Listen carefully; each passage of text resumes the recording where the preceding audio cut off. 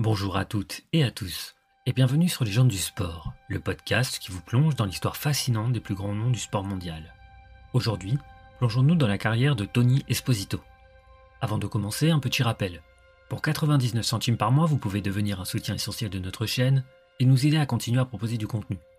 Votre souscription nous permettra de maintenir tout notre contenu gratuit pour tous, tout en réduisant au maximum les publicités. Il vous suffit de cliquer sur le bouton rejoindre pour faire partie de cette aventure. Merci infiniment pour votre soutien et bonne écoute. Tony Esposito a grandi à Sault Ste. Marie en Ontario avec son frère Phil Esposito qui deviendra également une future star de la LNH. Phil a raconté comment Tony s'est retrouvé à jouer gardien de but lorsqu'ils étaient enfants. Tony et moi jouions souvent seuls ou avec deux autres gars pour s'entraîner à tirer. L'un d'entre nous était le gardien et les autres tiraient. Celui qui marquait le moins devenait gardien. Tony n'aimerait pas que je dise ça mais il perdait toujours. Je suppose qu'on peut dire que c'est comme ça qu'il est devenu gardien. Tony Esposito a poursuivi sa carrière en hockey sur glace universitaire à Michigan Tech. Durant ses 3 années en équipe universitaire, il a été sélectionné à 3 reprises dans la première équipe All-America et a joué un rôle clé dans la victoire des Huskies de Michigan Tech lors du championnat NCAA 1964-1965. En 1965, il a également été nommé dans l'équipe All Tournament NCAA. Il a reçu à 3 reprises les honneurs de la première équipe All WCHA. En 2021, il a été inclus dans l'équipe All décennie de la WCHA pour les années 60. Esposito est passé professionnel en jouant pour les Canucks de Vancouver dans la Western Hockey League lors de la saison 67-68, puis pour les Apollo de Houston dans la Central Hockey League en 1968-1969. Il a fait ses débuts dans la LNH avec les Canadiens de Montréal au cours de la saison 1968-1969 à l'âge de 25 ans. Il n'était que le 3e joueur universitaire américain à être sélectionné par une équipe de la LNH. Tony Esposito a joué son premier match dans la LNH contre les Seals d'Auckland, où il est entré en jeu pour remplacer Reggie Vachon et a disputé 26 minutes. Son premier match en tant que titulaire a été contre les Bruins de Boston, alors dirigé par son frère Phil. Ce match s'est soldé par un nul 2-2, avec Phil marquant les 2 buts de Boston et Tony réalisant 33 arrêts. Durant cette saison, Esposito a disputé 13 matchs de saison régulière, en raison des blessures de Gum Worsley et Reggie Vachon. Cependant, lorsque ces derniers sont revenus en forme, Esposito a été renvoyé dans les ligues mineures. Worsley s'étant de nouveau blessé pendant les séries éliminatoires, Esposito a été rappelé pour servir de remplaçant à Vachon. Il a participé en tant que substitut à tous les matchs de la finale où les Canadiens ont remporté la Coupe Stanley. Son nom a été gravé sur le trophée en tant que membre de l'équipe victorieuse. À l'époque, les Canadiens disposaient d'un vivier profond de gardiens, incluant Worsley, Vachon et d'autres espoirs. Esposito a donc été laissé sans protection lors du repêchage de 1969, ce qui a ouvert la voie à son départ. Pour la saison 1969-1970, les Blackhawks de Chicago l'ont recruté depuis Montréal lors du repêchage intra-ligue. Esposito a réalisé une saison spectaculaire avec Chicago et établi un record moderne de la LNH avec 15 blanchissages. Ses performances lui ont valu le trophée Calder Memorial, récompensant la meilleure recrue de la ligue. Il a également remporté le trophée Vezina, attribué à l'époque au gardien de l'équipe ayant encaissé le moins de buts durant la saison régulière, et a été nommé dans la première équipe d'étoiles de la LNH en fin de saison. Il a terminé 2e dans la course au titre de joueur le plus utile, trophée Hart Memorial. Au cours de cette saison record, il a gagné le surnom de Tony Zero, en référence à ses nombreux blanchissages symbolisés par le grand zéro qu'il infligeait à ses adversaires. Lors de la saison 1970-1971, il a de nouveau prouvé qu'il était l'un des meilleurs gardiens de la ligue, et dans Chicago a terminé en tête de la division ouest de la LNH. Les Blackhawks ont atteint la finale de la Coupe Stanley, mais ont perdu en 7 matchs contre Montréal.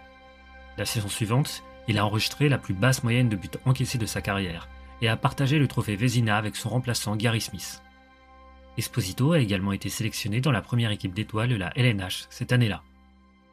Esposito a été sélectionné pour représenter l'équipe du Canada lors de la série du siècle de septembre 72. Il fut le premier gardien à remporter une victoire contre les Soviétiques, partageant les tâches devant le filet avec Ken Dryden des Canadiens de Montréal. Esposito a enregistré la plus basse moyenne de buts encaissés et le meilleur pourcentage d'arrêts des 3 gardiens ayant participé à la série, Esposito, Ken Dryden et Vladislav Tretiak. Son frère Phil a également brillé durant cette série, se montrant comme le leader inspirant de l'équipe. Malgré le départ de Bob Hull, Esposito et les Blackhawks ont mené leur division en 1972-1973, mais ont perdu la Coupe Stanley en 6 matchs face à Montréal. Esposito a été nommé dans la deuxième équipe d'étoiles de la LNH cette année-là. La saison suivante, en 1973-1974, il a connu une autre saison brillante, avec 10 blanchissages. Il a remporté son 3e trophée Vézina, qu'il a partagé avec Bernie Parent des Flyers de Philadelphie, et a été de nouveau nommé dans la deuxième équipe d'étoiles. Au fil des saisons suivantes, les Blackhawks sont déclinés, mais Esposito est resté l'un des meilleurs gardiens de la LNH. Lors de la saison 1979-1980, il a connu une belle saison avec 6 blanchissages et a été sélectionné dans la première équipe d'étoiles pour la 3e fois. En 1981, il est devenu citoyen américain naturalisé et a représenté l'équipe des États-Unis lors de la Coupe Canada, après avoir précédemment joué pour le Canada au championnat mondial de hockey sur glace en 1977.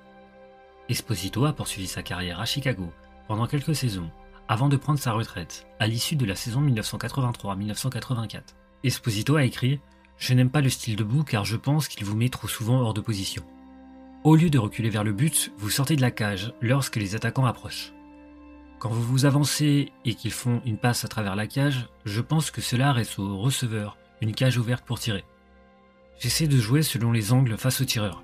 Je crois qu'il faut commencer au-delà de la zone du demi-cercle et reculer au fur et à mesure que le tireur approche, à la manière de Hall ou de Roger Croisier. C'est une nouvelle façon d'aborder le rôle de gardien de but. Quand j'étais plus jeune, je jouais en style debout.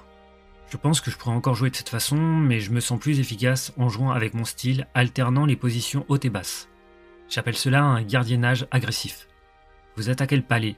L'autre méthode consiste à jouer selon les probabilités. En vieillissant, je pourrais devoir m'adapter au style debout, car avec l'âge, les capacités physiques diminuent.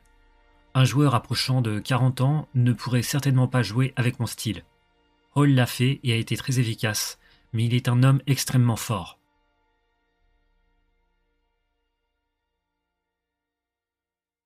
Tony Esposito a pris sa retraite du hockey professionnel en 1984 et a été intronisé au temple de la renommée du hockey en 1988.